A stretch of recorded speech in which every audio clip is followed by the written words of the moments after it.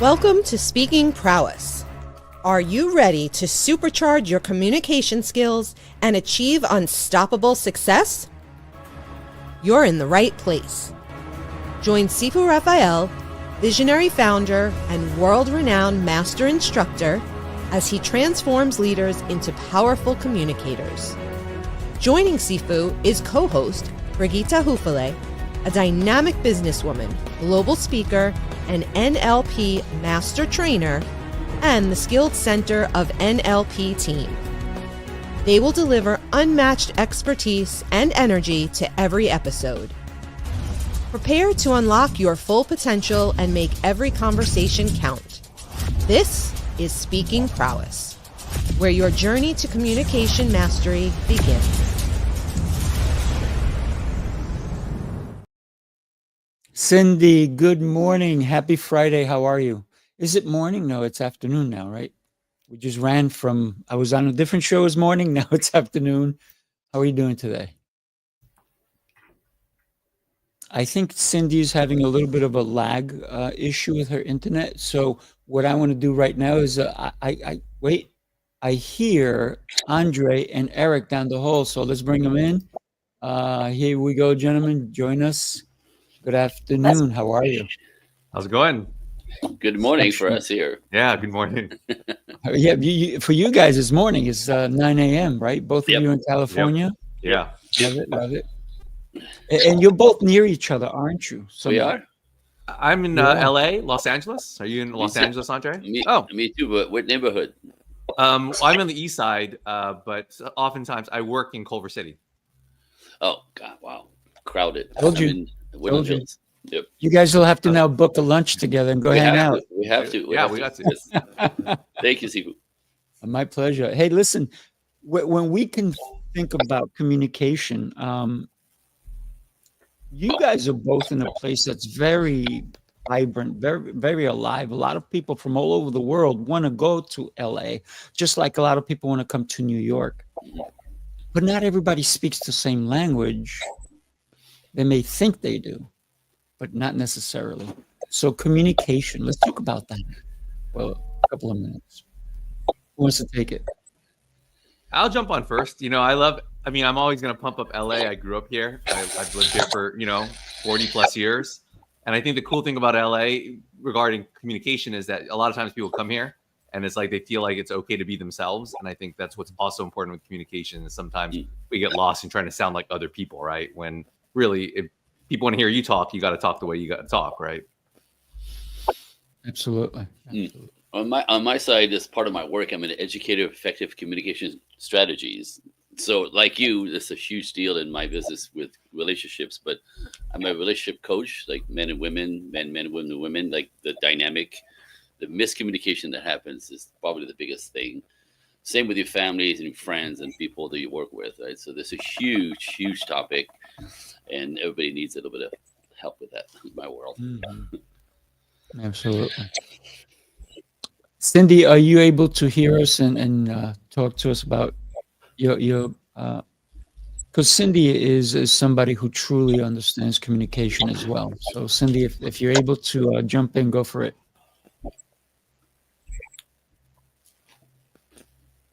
Yeah, well, communication is key, and knowing who you are helps us to communicate better. So that's what I focus on, is helping us understand ourselves and understanding others. Love it. Yeah. So she's also part of NLP Institute in Atlanta, and then also she is what they call a code breaker, like I am as well. And it's similar to what Eric does, but Eric, I'd love to hear. And by the way, if you don't have this book, people, you got to pick it up. This is Eric's book. It's The Power of Personality. And with that, think about how we communicate with one another. Do we understand one another when we communicate? I mean, that's what communication is about, right? Are we speaking? I asked earlier, are we speaking the same language, even though we think we are? But are we? Right. And I think it's also about connecting, right? Like Andre was saying, you got to hear the other person too. And the best way to communicate with your audience is to actually know what they're listening for and what's going to connect with them. And it doesn't mean you have to like totally change who you are to try to connect with them. It's just there's a certain way where you can be yourself and also touch on the things that they want to hear. Mm. In my world, the biggest thing is that men and women communicate completely differently. There's a different filter for the ladies. What I say is not necessarily what they hear. And when they speak to us, what they say is not what we hear. It sounds insane because we're looking at each other. We speak English, right? You hear the words that come out of my mouth. You guys have no, like, in my world, it's fantastic to help people understand and decode each other's communication because women do not speak the way we do. And often, and men the same. Again, the filters are different. And it throws us into frustration, confusion, collision, anger. And then what happens is we raise the volume because, they're obviously not hearing me. And then it goes into a complete chaos. So it's a beautiful, delicate understanding, especially between men and women, because men and men communicate the same. So we don't trip on each other so much. Ladies communicate the same. We come together, blah. It's wild. It's really wild. So it's my favorite part of some of my work with the dynamic with relationships. So what you're really saying, Andre, is that we need to learn to communicate. We need to give each other courtesy, space, a level of not thinking we understand, but clarifying what is being said. And I think that's also a very important factor when it comes to communication, because clarity comes from listening, and listening comes from being quiet. Because if we all know that word listen, when we put the words in a different place, it says silent, right? So we have to be silent to listen to the person when they're communicating, and actually sometimes listen in between the words to truly try to understand, right? But that's almost unfair on some level until you really learn. This is why we miss the boat when we're communicating, because there's an in between. And some I'm going to say for some ladies, communication is always in between. For us, it's always direct, and we miss that. So this is why, like you said, you have to learn, because when I just started decoding this, all of a sudden my wife's communication was so clear to me. not so much that she said it differently, as I understood what she was saying, understanding the way she puts things together with question marks and drops hints and innuendos. And I'm like, oh, right? Because as males, typically we don't have a brain for details as much. We do, but we don't, right? Not like the ladies. So those little hints and innuendos and suggestions is what she's trying to say, and I'm waiting for the words. You're not saying what I. So it's kind of fantastic. Kind of, you have to learn, because that in between is where we get in trouble in my world. Well, I gotta say, you may have not come across some of the women I know, because man, they are direct. I mean, bam, right on there. But it's not every woman, and the same thing goes for men, I believe, right? Because some guys, they walk around the bush; they don't go straight through, and what winds up happening is that it's all what I think I heard, what I think you said. This is why I've been blamed so many times by my fiance. Even she'll say, "How come every time I ask you a question, you answer with a question?" And I go, "What do you mean by that?" So, there it is.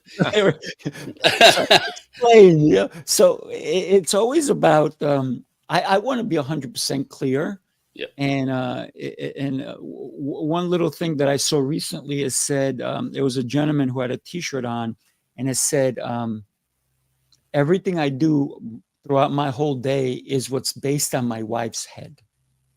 Right. So whatever crazy thoughts she has come up, he says, okay, I'll do whatever it is that you want me to do, because he understands that if he wants to have that happy marriage, he has to do what she wants, but she also has to kind of do what they want. So they have to come together.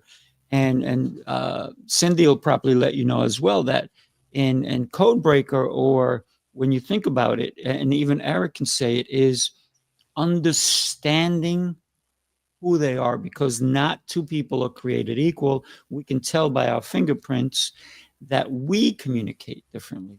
Even in this show, some people go, what did he say? What did she say? Right?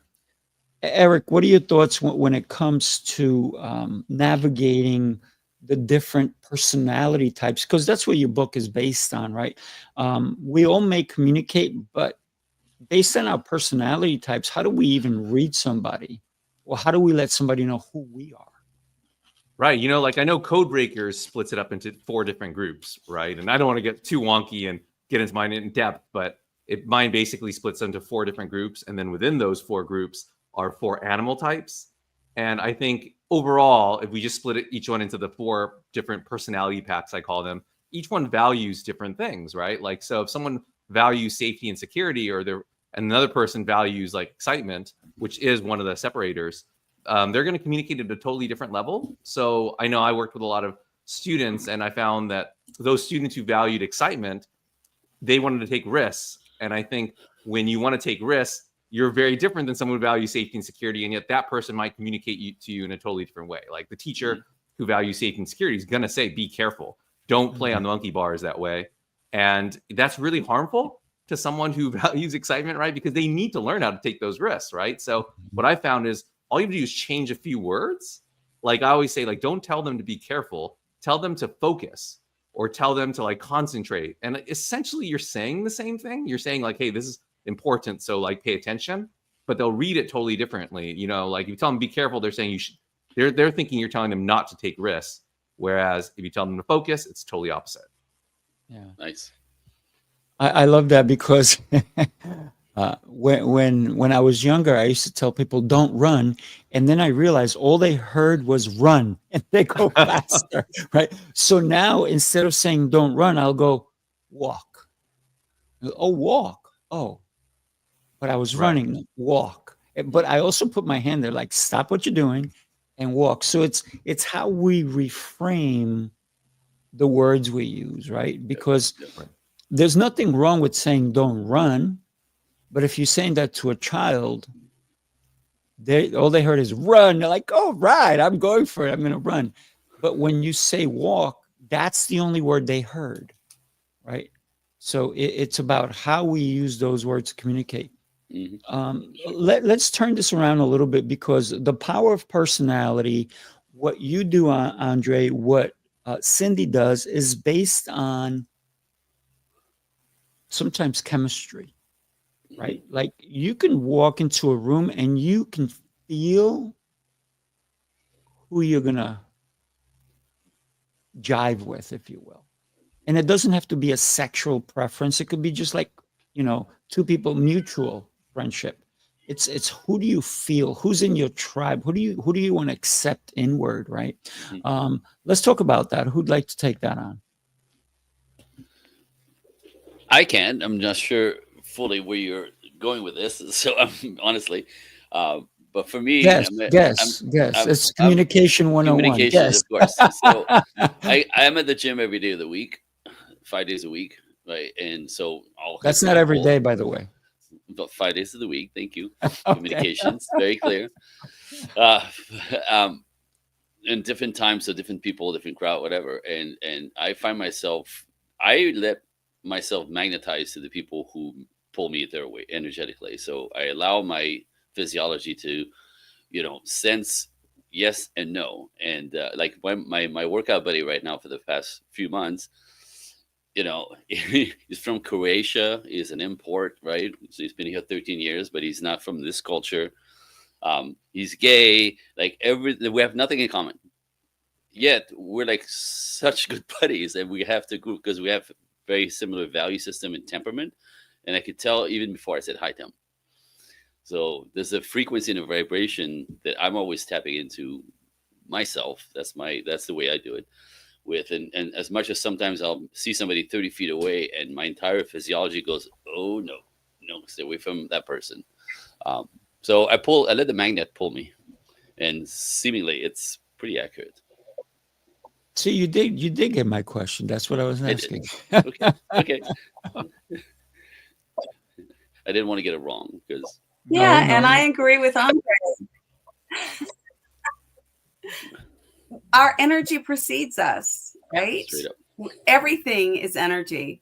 And with some personalities, you can see them and hear them before they come into the room. These are the risk takers, the actions, the ones that are bigger than life.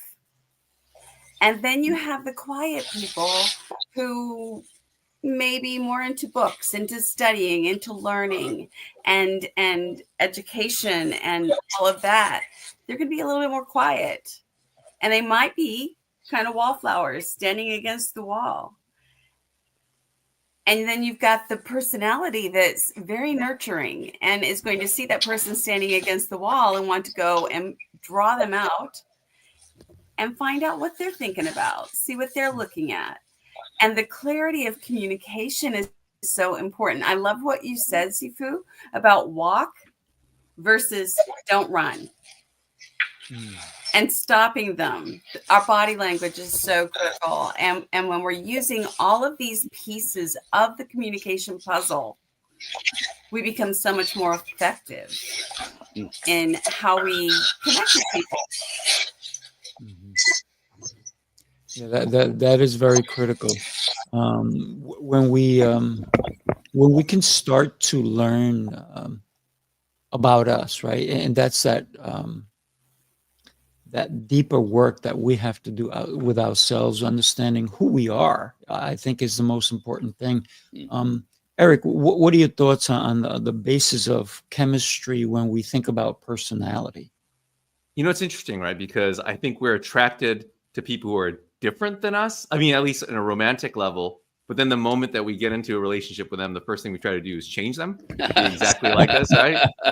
Yeah, like I was watching, like this show called The Diplomat on Netflix, and I think that was one of the key points. Is I think Carrie Russell plays a character, and she was getting so frustrated with her husband, Rufus Sewell, because he's like charming and gets along with everyone, and he's maybe slightly manipulative, and she's like complaining about him, but then her friend, a really close friend, tells her, "Hey, you can't like get mad at him for being who he is, because the moment he starts acting the way you want, you stop becoming attracted to him, and he can sense it, right?" Like, and I think our energy is drawn to people who we can communicate at the same level, but are different. And I know, like, not to get too into the book, but like in my book, they talk about I talk about like the difference between abstract communication and direct, concrete communication. And I think we are naturally drawn to people who communicate in the same style that we do, but on every single other aspect are different than us. And I think that's kind of an interesting point to make, is because we know that inside we probably need to grow as well. But we also want to be comfortable. I think it's that combination of being comfortable and being ourselves, but also realizing there are things that we can get better at. And we do get better at them when we're interacting with someone who's different. Yeah. One of the things that I've heard like a million times said in Codebreaker is that opposites attract, but then they also say opposites attack. Right, Cindy, you wanna get into that? So we have the 4 personality types, right? And you get these two, the blueprint and the action, and they attract each other because this one thinks, "Oh my God, you're so cool. You do so many different things. You don't have a plan. You just wing it. That's just amazing." And the action is looking at the blueprint going, "Wow, you've got a job. You've got food in your refrigerator. You are so predictable. You know exactly what you're going to do next week." And then they get in a relationship, and those things become real points of issue. It's like, "Oh, you're so boring. You do the same thing all the time. You're not spontaneous at all." And this one is just so all over the place. You don't have a job. You're not consistent. You're late all the time. You just drive me crazy. So that's attacking. And these two tend to attract each other, the nurturing and the knowledge. The nurturing thinks the knowledge is, "Oh my God, you're the smartest person in the room. I just love the way you know everything. And I can learn so much from you." And the knowledge is saying to the nurturer, "Oh my gosh, you have so many friends. Everybody knows you. This is so cool." And then you get to the point where you're in the relationship relationship and the nurturer goes, you never kiss me or tell me, you just don't communicate very much with me, and the knowledge says you have too many friends, we know people, you know people everywhere we go, could we just not hug? And for nurturers, hugging's big, really big. So that's the attracting and attacking part. Yeah. Listen, when I met Eric for the first time, I asked to hug him. He's like, okay. Right, Eric, when I came down to LA? Yeah, well, I'm like, Asian, so, you know. Asians are big. Give me a hug, man. Give me a hug. Culturally, it's not really big in the No, it's not. It's not, right? Because we have to be reserved. Right? Respect that. But my fiance is a total blueprint. I mean, to the T. I mean, and the reason she's amazing, and she'll see me teach a kung fu class. She'll always come over at the end when nobody's around, and she goes, "Can I do that move on you?" I'm like, "Of course." And then I go, "How come you're not?" And she's been, you know, in the facility for so long. I said, "How come you don't take classes?" "Oh, I don't want anybody touching me. Right? I don't want you guys to touch each other and put your hands on each other." And I'm like, "But you go with the girls." No, I don't want to. So I'm like, "Oh my gosh, thank God I could put my hands on you, and it's okay for you to put your hands on me." But for her, she wants to enjoy it on her terms. And so I understand that about her. I never push her. I understand who she is, how she is. And the reason we've gotten into we're great together is because she allows me to be who I am. I love hugging. I love move. So sometimes my codes, if you will, fluctuate where I'm all about speed and running and let's go move now. And then other times I'm going to calm down. I'm going to be more of a knowledge base because I want information. I want the details. I'm not going to sign up right now until I can do my investigative work. So for me, I can draw different places, depends on where I am. And it's, for me, it's situational. But one thing that it's always very apparent about me is always about helping other people. And this is why I do what I do, right? It's about how can I help? That's who I am, right? That's basically that's me. And I know who she is, right? And I think when we get into a relationship, we need to when the chemistry is there is because, man, maybe it's a physical attraction or anything like that. But what would happen to the world if the whole world went blind? How would we attract one another? Well, pheromones, nature, energy, magnets, you know, of our like own being. We're electrical beings. We magnetize and send frequencies. So I think that's the huge one for me. I think sometimes seeing is keeping us blind to people's energies. You know what I mean? Sometimes that's that gets in the way of really tapping into energy and frequencies. It's fun. This topic is interesting. I have a group coaching, and that was the topic of this month. Is the point of opposites attract, and it's such a phrase that we use all the time. We don't really think about it, but I understand in nature everything is polarized. There's a masculine and feminine. There's a positive magnet, negative magnet. Everything that grows, flourishes, continues, multiplies is polarized. So men and women are the same. We're only attracted to the exact opposite of who we are in every way. I have a list, like, right? In every, like, one's responsible, one's aloof, one's serious, the other one's more fun, easygoing. One saves money, one spends money. There's always a complete polarity in what attracts us to each other. I have a list, like 25 things. But in the end, what happens is, again, these people are mysterious and fascinating. So they're so different. As Cindy was saying that earlier. Except after a while, if you get in a relationship with them, they're freaking irritating because they have to do it like us. And like, what is wrong with you? You're always late. I'm always on time, right? That's always complete opposition. And then we often make each other wrong for it when we get in the dance with each other. And like you said, Sifu, the point is to know who they are. You can't change them. They're temperamentally built this way. So we respect them. Hopefully they respect us. And in that, there's all the conversation of adjusting. But to try to make somebody like you is ridiculous. And this is why most people collapse and fail, as opposed to the reason you're attracted to that person is because they're completely opposite of you in every single way. The more you dig, the more you'll realize it. It's beautiful. It's nature. Polarity. Don't fight it. Respect it and then work with it. Oof.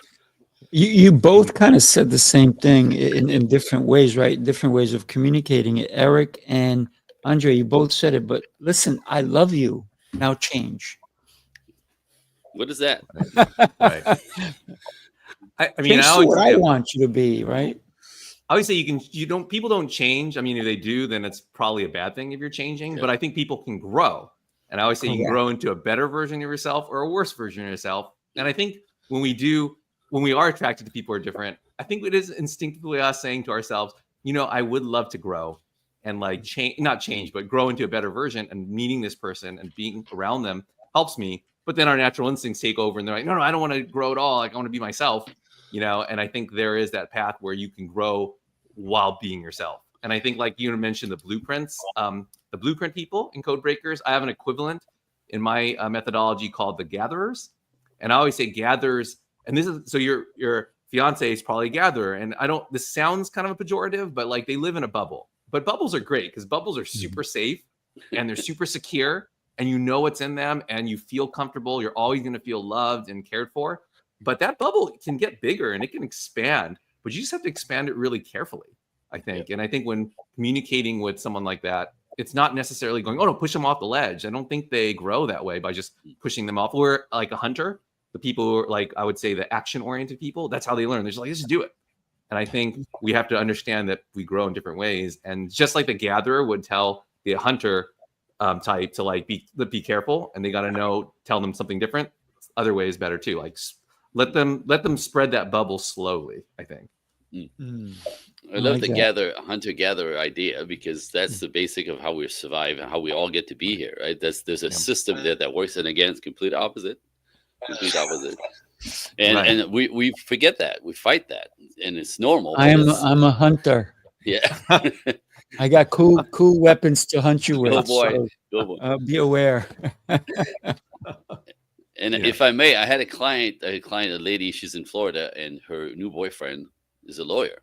Now, she's very adventurous. She loves to travel. She's been around the world. The guy is 38 years old, a lawyer in Florida, and he's never left the state. He's never left the country. Right? And she's like, how can I ever get along with him? I'm like, honey, right? So, because he's the stable worker, right? She's the adventurous one. She's like, we're not compatible. I'm like, no, you're beautifully, right? So what's going to happen is if you flex into it a little bit, right, you may help him discover traveling to a point, because that's your thing, right? So you expand him with your personality and your traits and your temperament. On the other side, he's probably going to pull you down and say, we need to save some money here. You don't have to spend all of it going to Europe 3 times a year, right? Oh, it's like, so that's the magic that Eric was saying, right? Like the bubble, we don't change the bubble, but the bubble can expand, especially if you're going to be in a relationship with people. That is the point for us to expand, to learn, to, become better people, especially with each other. Who else are you going to be special with? Who else are you going to adjust for? Your mother? Probably not. Probably not. Just saying. Yeah. I have my education company. We used to have trainings every year, and I would always try to bring a different kind of food for lunch. And I remember one of the teachers who worked with me, she was like that gatherer type, right? She was very safe, secure, kind of in a bubble. She never had falafel before. And that's one of the things that I had there. She's like, what is that? And I was like, oh, it's like falafel. It's like, ground up chickpeas, like kind of deep fried. It's really good.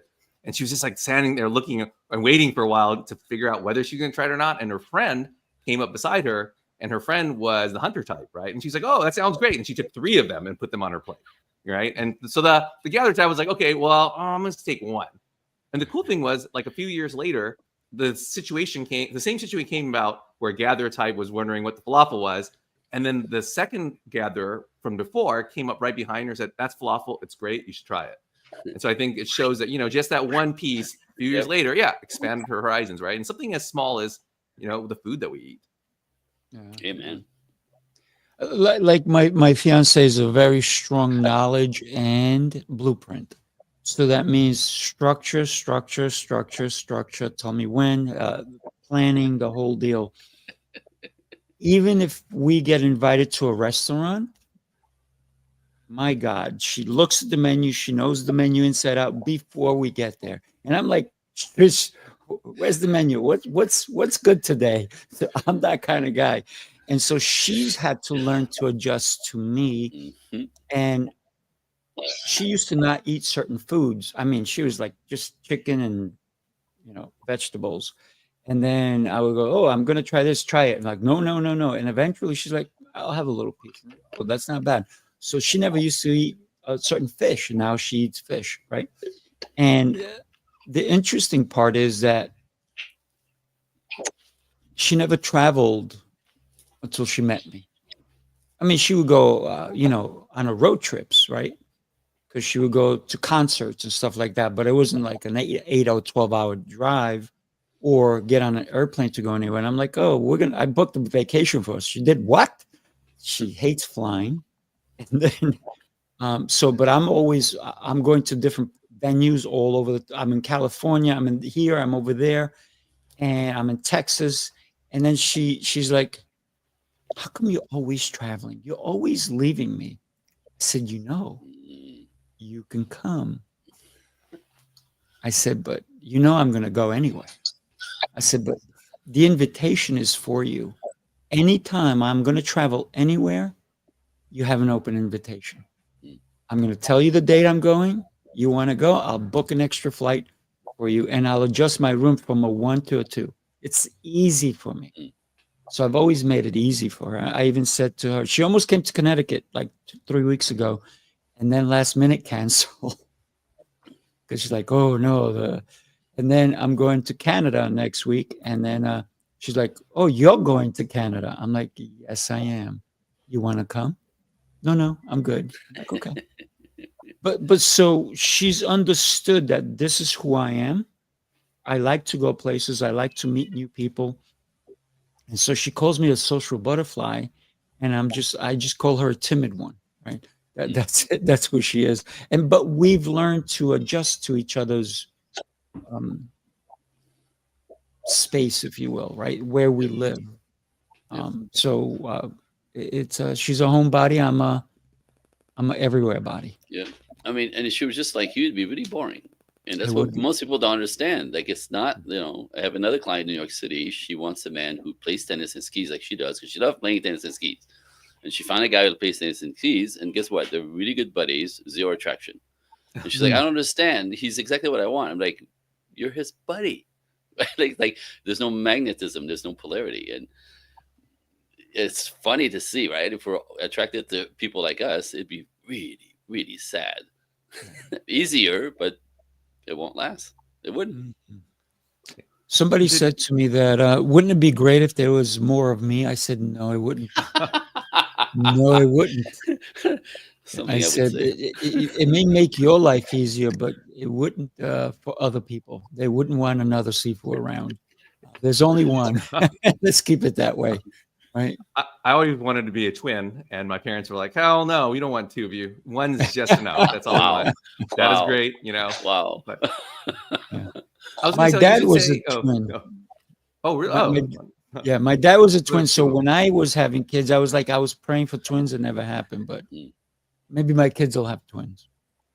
You should tell your fiance that there's a band playing at every venue that you go to, and just because that's like her comfort level. If I tell her Bon Jovi, she'll be there. There you go. Yeah, like tell her that, and then she'll be like, then I'll get in trouble when Bon Jovi's not playing there. Yeah, but she's already there.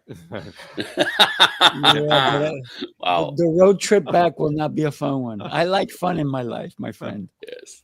But it's something like such, if she's comfortable, like, so if she thinks of traveling as like me traveling to go see a band, then if that's her comfort level, that might spread out her bubble a little bit. Where like, it doesn't have to be Bon Jovi, but maybe it's, I don't know, who's a lesser version of Bon Jovi. You're right. But yeah. Let me share this with you guys. Take a peek. Hi, I'm Sifu Rafael. What if I told you 90 days is all it takes to detox your body, clear your mind, and completely reset your life? Sifu's Mind-Body Method is a complete system that blends movement, mindset, journaling, nutrition, hydration, and fasting into one powerful experience. This is your invitation to get stronger, clearer, and more in control from the inside out. Click the link and join Sifu's Mind Body Method today. Don't miss your chance to reset your life. That's it. Don't miss your chance, kids. Good stuff. When we think about, this is, we've been talking about this whole thing is how do we connect when we go to an event, when we, even with the waiter at a restaurant, because I believe that if we can connect even with the waiter at the restaurant, we're going to get so much better service. When I was in Connecticut, I gave the valet, I spoke to him, and then he told me he was Spanish. And then I started talking to him in Spanish. We made a connection right away because I don't look Spanish. And he goes, "Oh my God, you're Spanish." And I said, "Yeah, where are you from?" And we started talking. And then throughout the whole time, I said to him, I asked him a couple of questions. When I get my car, how about this? He goes, "Don't do it here, do it there." So he gave me all these great tips. And when it was time for me to leave, I gave him a nice big tip. And even though there were people that had to get their cars first, guess who got their car first? Was it the tip, or was it the connection, or was it a mix? So the code of connection, what is your code of connection? Deep. I guess I'll jump in. I would just say that, I mean, this might just work. I would probably do this for everyone, even though that's just maybe my style or that fits my personality. But I'm always of the thought that if you want to connect with someone, especially at that casual level, like a waiter or someone who's in service staff, it's, in a weird way, it's just ask them for a service, which makes sense because they're in that position already. So like to connect with any waiter or waitress, I would just always ask them to recommend something on the menu. Plus, I'm also open to trying different things. And I'm like, I'm someone who eats everything. So just tell me what your favorite thing is and I'll try that. Like whatever it is, I'm putting it on you. And for some reason, I do think that when we give people the power to make a decision for us in a way that kind of binds them to us, like at a very fast casual level. It does. Absolutely. Yeah, mine was in Beverly Hills in a fancy steakhouse. That's a treat that, favorite place we go with my wife. I go with my wife. I was going to have a steak at like a $75 steak. And the waitress says to me, she's like, "Pumpkin ravioli. We never have it. We have it twice a year. It'll rock your world." I'm like, "Wait, what?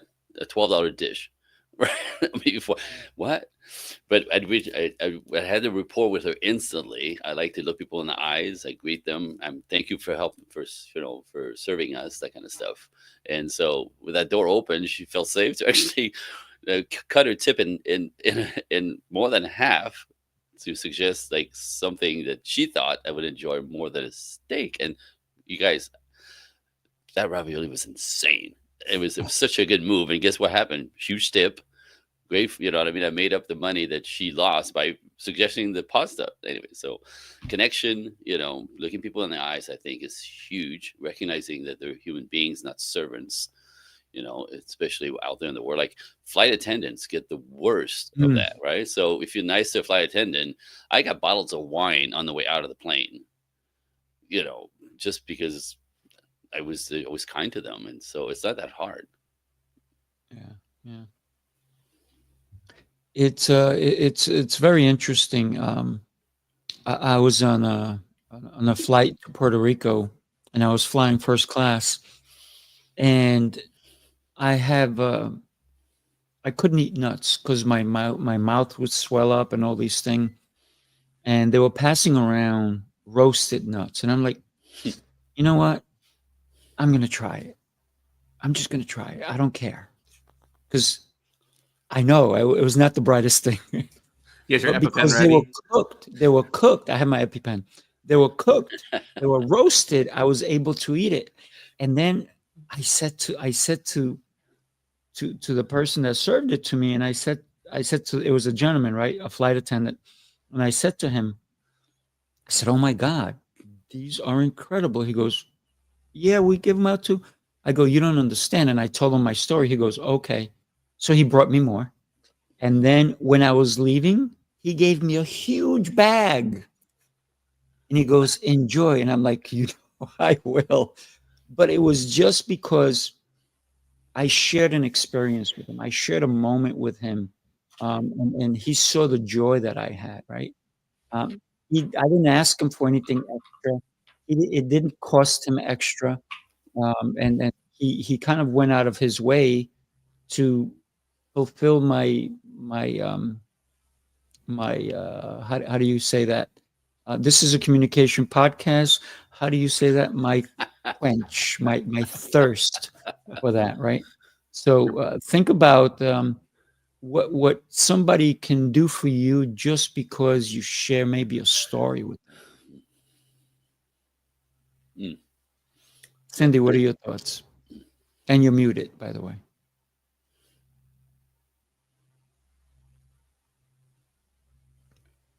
Oh, you're muted. I unmuted you. Go I ahead. think the eye contact is thank you. The eye contact is so important to really connect with another person. And I love what you said about airline agents, people who are working on airlines and that sort of thing. One of the things that I do, I have these little thoughtful gift cards. And when I get on a plane, I make sure I have enough to give to each of the attendants and the two pilots. Generally, there's two. And to see them light up, because I've just given them a little, it's a nothing little kind of thing, but it has great messages and call it a calorie-free fortune cookie because you get a message without having to eat a stale cookie. And you never know what's going to come up and out for that. And I trust that the right message gets to the right person. And I've gotten thank you notes from flight attendants on airplanes. So saying what a difference it made. That and knowing what their names are, that people want to be seen, heard, and felt. Yes, absolutely. Amen. Have you ever been to a restaurant where the That's it person for me. serving you is kind of rude? How do we extinguish their fire so that they can come and sit with us, right? In a way, in a mental way. How do we do that? Any ideas? I step in and I look him in the eyes. That's the first thing I do, and I go, "How's your day going? Everything okay?"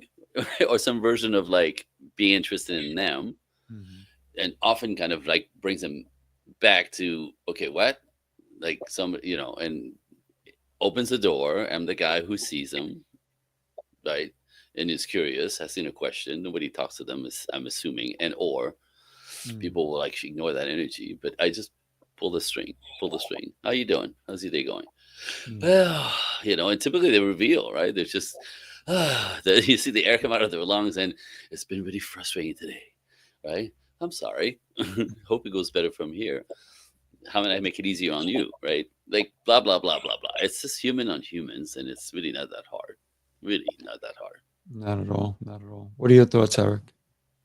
As someone who frequents a lot of restaurants where I can't speak the same language as the person serving me, like, I don't know, like I generally haven't had a whole lot of experiences with poor service, or I would say I've had a lot of experience with curt service, but I'm used to it by now. And I think I didn't want to say the Asian thing again, but usually Asian service, like it's going to be like pretty curt, and it's not going to be like very like, how are you doing? How's your day? It's more like, okay, what? Okay, 1, 5, 10. Okay. And they come back with it, which I don't have a problem with, as long as the food's good. So I just always try to adjust to the person. And I think if you can't speak the language, I think it's just important to smile, because maybe they just kind of are that person who has a resting bitch face on their face.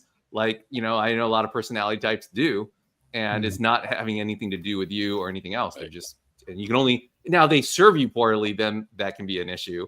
But, you know, what are you going to do about that? Like, I don't necessarily know if I can, especially when you can't speak the language. So I just try to smile and just be as positive as possible. Sometimes I'll say, wow, I really like your outfit. And meanwhile, they're all wearing the same thing. So just to break up the monotony, right?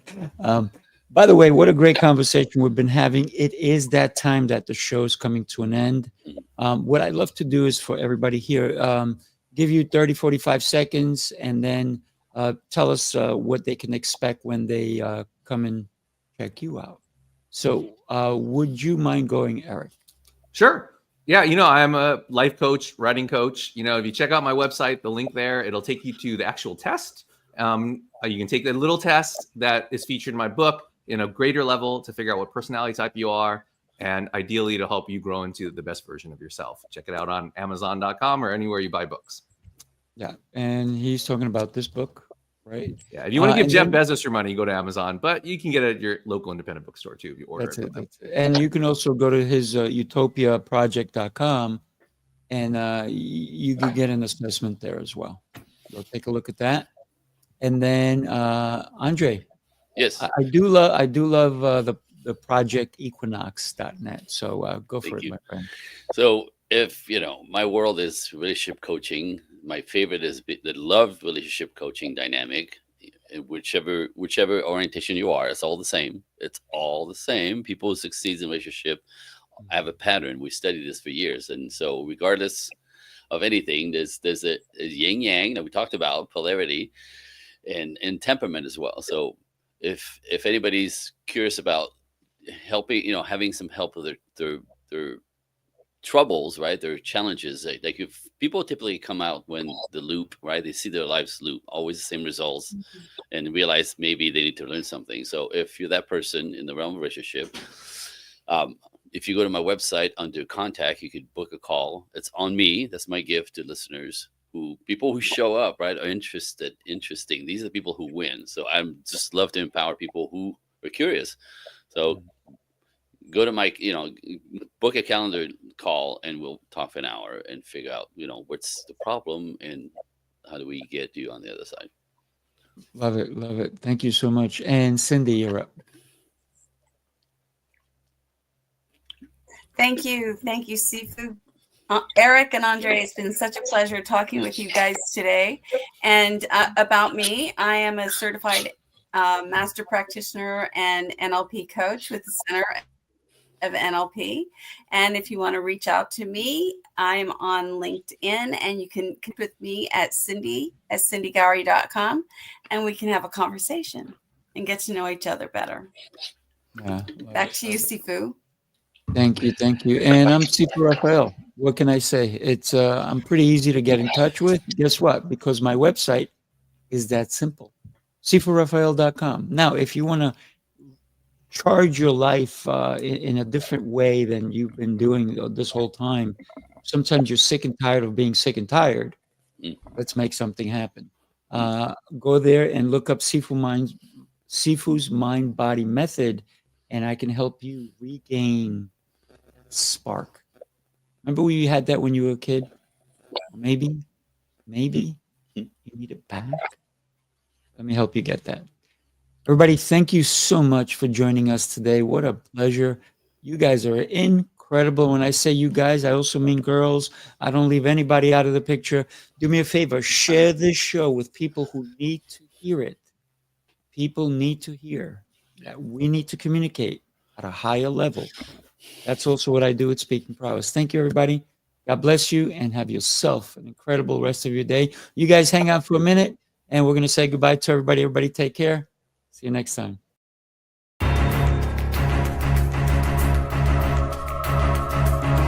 This is Speaking Prowess.